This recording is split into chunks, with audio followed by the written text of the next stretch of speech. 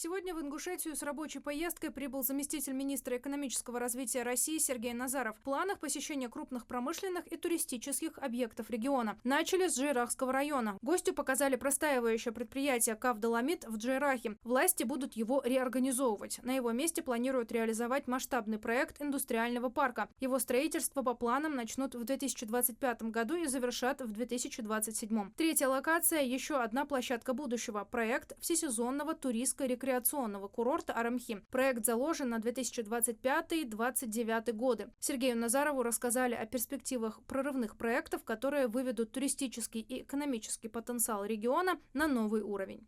К сожалению, в Ингушетии нет таких преференциальных зон, как индустриальные парки.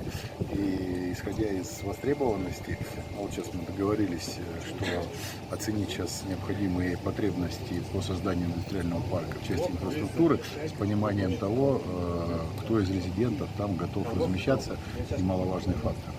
Поэтому вторую локацию, в которой вот мы сейчас находимся, это особая экономическая зона.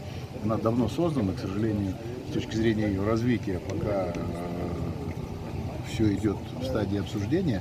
Есть проект планировки, сделанный Кавказ РФ, и, собственно говоря, сегодня цель посмотреть, с какой этапностью нам развивать этот курорт, потому что уже мы, соответственно, в текущем году предполагаем проектирование с разбивкой на этапы, чтобы этот курорт, собственно, исходя из роста турпотока, который есть сегодня на Кавказе, у нас есть надежда и понимание, что он действительно будет загружен и будет востребован. Ввиду уникальности природы, вообще места, надеемся, что нам удастся привлечь сюда туриста и создать ему условия.